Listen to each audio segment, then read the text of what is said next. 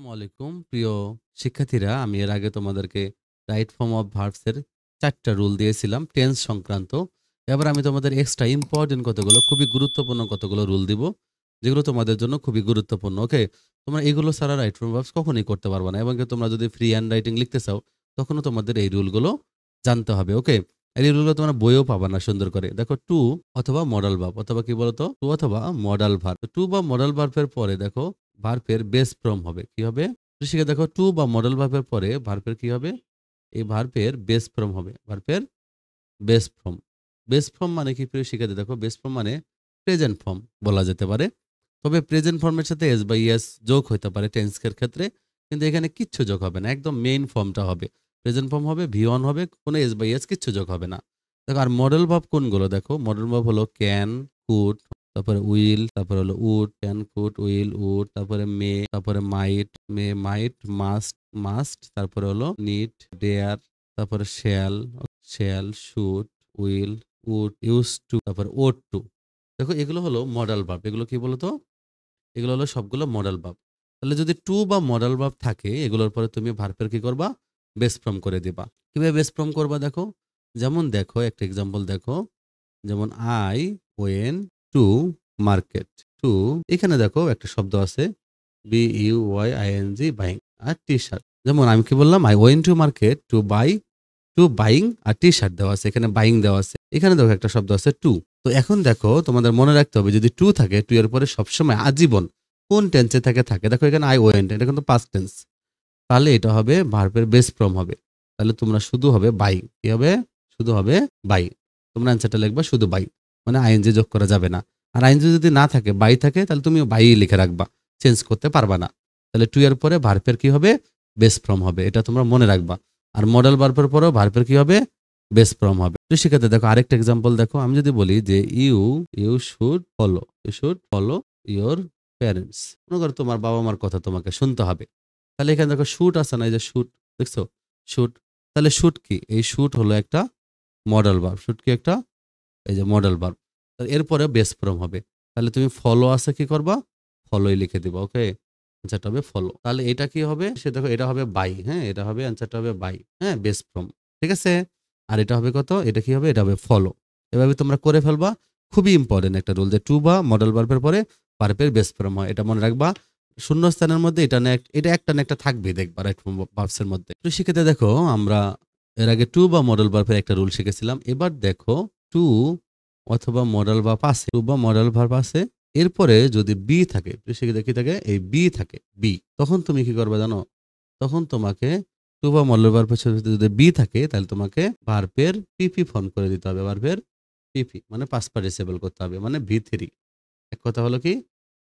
V3 হবে ভার্বের past participle. এবার দেখো আমরা কিভাবে করব, এক্সাম্পলটা দেখো।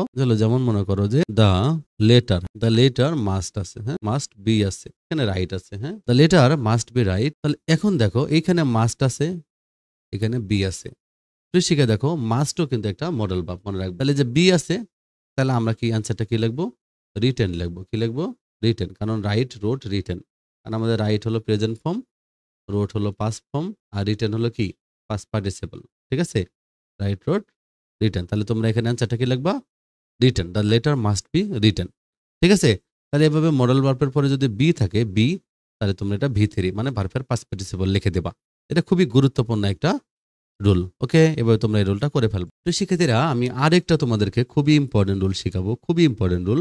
এটা তোমাদের রাইট ফর্মে থাকবেই পরীক্ষাতে। এটা হলো প্রিপোজিশন। কি বলতো? Preposition, preposition. এরপরে যদি কখনো ভার্ব থাকে, এরপরে যদি কখনো ভার্ব থাকে, সেই ভার্বের সাথে তোমরা কি করে দিবা? আইএনজি করে দিবা। এখন প্রিপোজিশন কোনগুলো? টু তো একটা প্রিপোজিশন, তাই না? কিন্তু টুর আমরা রুল শিখছি, এই জন্য টু বাদ। টু বাদে যত প্রিপোজিশন আছে, এক্সেপ্ট টু। ওকে, টু বাদে, এক্সেপ্ট টু, টু বাদে, কারণ আমরা টু এর রুল শিখেছি। প্রিপোজিশন কোনগুলো? টু বাদে কোনগুলো দেখো, যেমন অফ, হ্যাঁ, অন, তারপরে দেখো আবার কতগুলো টু সহ আছে দেখো, ইনটু, তারপরে হলো ইন অর্ডার টু, তারপরে হলো দেখো with a view to, with a, খুবই important, with a view to, look forward to. তাহলে হলো ও, on, into, in order to, with a view to, look forward to. ঠিক আছে, খালি টু না, দেখো উইথ আ ভিউ টু, খালি টু এর পরে কিন্তু বেস ফর্ম হবে, কিন্তু উইথ আ ভিউ টু বা লুক ফরওয়ার্ড টু থাকলে এদের পরে কিন্তু আইএনজি হবে। এছাড়া আরো অনেক প্রিপোজিশন আছে। আফটার একটা প্রিপোজিশন, তারপর বিফোর একটা প্রিপোজিশন, তারপরে উইথ হলো প্রিপোজিশন, তারপরে হলো বাই হলো প্রিপোজিশন, তারপরে ফর হলো প্রিপোজিশন, হোয়াইল হলো প্রিপোজিশন। তাহলে এরকম প্রিপোজিশন যত প্রিপোজিশন গুলো আছে, প্রিপোজিশনের পরে ভার্বের কি হবে? আইএনজি হবে। এখন তুমি দেখো, যদি তোমাকে এভাবে একটা এক্সাম্পল দেয়, যেমন দেখো এক্সাম্পলটা, যেমন আমি যদি লিখি যে আই ওয়েন্ট টু মার্কেট, এখানে দেখো টু না দিয়ে আমরা যদি ফর লেখা থাকে ফর, আর এখানে দেওয়া আছে বাই আ টি শার্ট, যে I went to market for buy a T shirt. এখন দেখো এই যে ফর আছে, দেখছো, যখন এর ফর থাকবে তখন কি হবে? এই পরের ভার্বটা দেখো, এই পরের ভার্বটার সাথে আইএনজি যোগ হয়ে যাবে, আইএনজি, ঠিক আছে? তখন আমি অ্যান্সারটা কি লিখবো? অ্যান্সারটা আমার হবে কি? বাইং। কি হবে বলতো? বাইং, ঠিক আছে? বাইং। তাহলে তোমার কি লিখবা? বাইং। যে তাহলে প্রিপোজিশনের পরে যদি মানে যদি ভার্ব থাকে, সেই ভার্বটা আইএনজি করে দিতে হবে। খুবই ইম্পর্টেন্ট রুল এটা, খুবই ইম্পর্টেন্ট রুল। এটা তোমরা মনে রাখবা। আর এই প্রিপোজিশন গুলো মনে রাখবা যে উইথ এ ভিউ টু, ঠিক আছে? তারপরে look forward, in order two, এই প্রিপোজিশন গুলো কিন্তু টু আছে। আমরা যে একটা টু এর রুল শিখছি যে টু এর পরে ভার্বের বেস ফর্ম হয়, এটা যে আমরা জানি। তো ওইটা বাদে এইগুলো প্রিপোজিশনের ক্ষেত্রে আইএনজি যোগ হবে, ঠিক আছে? তাহলে এটা তোমার মনে রাখবা, খুবই ইম্পর্টেন্ট একটা রুল। আরেকটা খুবই গুরুত্বপূর্ণ ইম্পর্টেন্ট একটা রুল শিখবো, অনেক গুরুত্বপূর্ণ এটা। দেখো, রাইট ফর্ম অফ ভার্বসের জগতে সবচেয়ে ইম্পর্টেন্ট রুল, মানে সবচেয়ে ইম্পর্টেন্ট এবং সবচেয়ে বেশি ইউজড, মানে ব্যবহার হয় সব ক্লাসে, একদম ইন্টার পর্যন্ত, অ্যাডমিশন পর্যন্ত সব জায়গায় এটা ব্যবহার হয়। যেমন মনে করো যে প্রিপোজিশন পরে আসে, আমরা কিন্তু দেখছি, দেখো প্রিপোজিশনের পরে যদি ভার্ব থাকে আইএনজি হবে, প্রিপোজিশন পরে ভার্ব থাকলে কি হবে? আইএনজি হবে। কিন্তু প্রিপোজিশনই পরে আছে, প্রিপোজিশনের আগে গ্যাপ আছে, আগের যে ওয়ার্ডটা আছে, এখানে একটা এই ওয়ার্ডটা আছে, হ্যাঁ। এখন দেখো প্রিপোজিশনের আগে ভার্বের কি হবে জানো? ভার্বের পিপি মানে পাস্ট পার্টিসিপল। পিপি মানে মনে রাখবা, পিপি মানে পাস্ট পার্টিসিপল, মানে ভি3 পাস্ট পার্টিসিপল, মানে তোমরা প্রেজেন্ট পাস্ট পাস্ট পার্টিসিপল শিখেছো না এগুলো, মানে পাস্ট পার্টিসিপল, ওকে। তাহলে প্রিপোজিশন আগের ভার্বটা পাস্ট পার্টিসিপল হবে এবং তার আগে একটা অক্সিলারি ভার্ব থাকতে হবে। অক্সিলারি ভার্ব না থাকলে তোমাকে নিজে দিয়ে নিতে হবে। কিভাবে? দেখো, প্রেজেন্ট টেন্সের ক্ষেত্রে তোমাকে লিখতে হবে এম ইজ আর, কি লিখতে হবে? এম ইজ আর, যদি সেটা প্রেজেন্ট টেন্স হয়। আর যদি পাস্ট টেন্স হয়, তাহলে তোমাকে লিখতে হবে ওয়াজ বা ওয়ার, ওয়াজ বা ওয়ার। তাহলে এটা পাস্ট টেন্সের ক্ষেত্রে তোমাকে এই কাজটা করতে হবে। এখন দেখো, এখন অনেক সময় এই প্রিপোজিশন উজ্জ্ব থাকতে পারে, মানে প্রিপোজিশন নাও থাকতে পারে, উজ্জ্ব নাই থাকতেও পারে প্রিপোজিশন, আবার কিছু সময় নাও থাকতে পারে। তখন তুমি কি হবে? দেখো, মনে করো এটা হলো তোমার প্যাসিভ সেন্টেন্স হবে। কি হবে বলো তো? এটা কি বলো তো?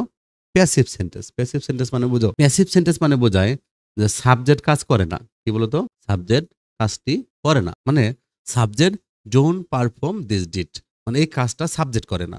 তাহলে কিভাবে হবে? যেহেতু সাবজেক্ট কাজটা করে না, কিভাবে তুমি বুঝবা সাবজেক্ট কাজটা করে না? আর সাবজেক্ট কাজটা না করলেই হবে প্যাসিভ সেন্টেন্স, তখনই এই রুলটা প্রযোজ্য, ওকে। কিভাবে? দেখো, আমরা যদি অনেকগুলো এক্সাম্পল আছে এরকম, যেমন যদি আমি বলি, যেমন কম্পিউটার ইনভেন্ট, ওকে। এবার তুমি বলো, এবার টু ক্যালকুলেট ডেটা। দেখো, computer invent to calculate data, এখন এখানে ইনভেন্ট শব্দটা আছে। এখন তুমি বলো, কম্পিউটার কি ইনভেন্ট করছে না মানুষ কম্পিউটার ইনভেন্ট করছে? অবশ্যই মানুষ কম্পিউটার ইনভেন্ট করছে। আর দেখো এখানে প্রিপোজিশন পরে আছে। মূল কথা হলো কিন্তু এটা যে সাবজেক্ট কাজটা করে না, কম্পিউটার কিন্তু ইনভেন্ট করে না, তাহলে কম্পিউটার ইনভেন্ট হয়েছে, তাই না? আর এটা পাস্ট টেন্সের ঘটনা, এজন্য আমরা কি করবো? ওয়াজ বা ওয়ার লিখবো। যেহেতু কম্পিউটারের জন্য আমার কি হবে অ্যান্সারটা? Was invented. কি হবে অ্যান্সারটা? হবে ওয়াজ ইনভেন্টেড, ইনভেন্টেড, আমরা লিখবো ওয়াজ ইনভেন্টেড, ওকে।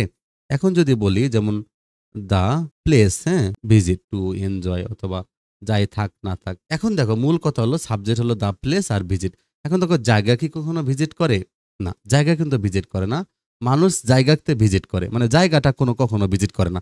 তাহলে এই সাবজেক্ট তো কাজটা করার কথা, সাবজেক্টের পরেই তো ভিজিট ভার্বটা আছে। তাহলে প্লেস এখানে ভিজিট করে না, তার মানে সাবজেক্ট কাজটা করলো না। তাহলে আমরা লিখবো দ্য প্লেস ইজ ভিজিটেড। কি? যেহেতু এটা টেন্সের কোনো প্রবলেম না, পাস্টের কোনো কথাই নেই, তাহলে আমাদের প্রেজেন্ট ধরে নিতে হবে। তাহলে আমরা লিখবো কি? ভিজিটেড। কি লিখবো? ভিজিটেড। তাহলে অ্যান্সারটা হবে কি? Is visited. অ্যান্সারটা হবে ইজ ভিজিটেড, ওকে।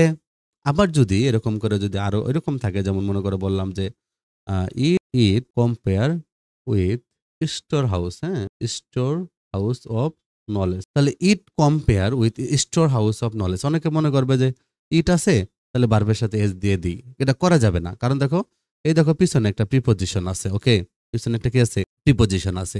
এখন তার আগে একটা ভার্ব আছে, আর ইট কম্পেয়ার। এখন দেখো, কোনো কিছুকে কম্পেয়ার করে না, আমরা কম্পেয়ার করি, পিপল কম্পেয়ার করে। যেন জ্ঞানের ভান্ডারের সাথে তুলনা করা যায় এটাকে। এখন আমরা স্টোর হাউস অফ নলেজ আমরা লাইব্রেরিকে বলতে পারি যে লাইব্রেরি কম্পেয়ার। এখন লাইব্রেরিকে কম্পেয়ার করে না, আমরা লাইব্রেরিকে জ্ঞানের ভান্ডারের সাথে তুলনা করতে পারি। তার মানে এখানে ইট তো কম্পেয়ার করলো না, তাহলে আমাদের এখানে আনসারটা কি হবে? Is compared. কি হবে? Is compared. তুমি প্রেজেন্ট টেন্স হলে am is are past participle লিখবা, আর পাস্ট টেন্স হলে ওয়াজ ওয়্যার, তারপরে কি করবা? ভার্বের পাস্ট পার্টিসিপল লিখবা। ওকে। যদি প্রিপোজিশন আগে থাকে তাহলে ভার্বের আইএনজি হবে, আর প্রিপোজিশন পরে থাকে, আর মাঝে মাঝে প্রিপোজিশন নাও থাকতে পারে, দেখতে হবে সাবজেক্ট কাজটা করে কিনা। সাবজেক্ট কাজটা না করলে তুমি বুঝবা এটা প্যাসিভ সেন্টেন্স। প্যাসিভ সেন্টেন্স হলেই তুমি কি করবা? ভার্বটা পাস্ট পার্টিসিপল করে দিবা, তার আগে একটা অক্সিলারি ভার্ব দিবা, প্রেজেন্ট টেন্সে অ্যাম ইজ আর দিবা, পাস্ট টেন্সে তুমি ওয়াজ ওয়্যার দিবা। ওকে। তাহলে এভাবে তোমরা এই কাজটা করে ফেলবা, খুবই ইম্পর্টেন্ট রুল। তোমরা আমার চ্যানেলটা সাবস্ক্রাইব করে রাখবা। আমি আগের ভিডিওতে 4টা রুল দিয়েছিলাম, এই ভিডিওতে আমি 4টা রুল দিয়েছি। তোমাদের কিন্তু মোটামুটি রাইট ফর্ম ভার্বস করার মতো রুল শেষ হয়ে গেছে। এরপর এক্সট্রা জানার জন্য তোমরা আমার অতিরিক্ত কতগুলো রাইট ফর্মস এর রুল আছে, তোমরা সেগুলো দেখতে পারো। তো তোমরা এর পরের ভিডিওগুলো দেখো, তাহলে তোমরা গ্রামারের আরো অনেক কিছু জানতে পারবা। ভালো থেকো।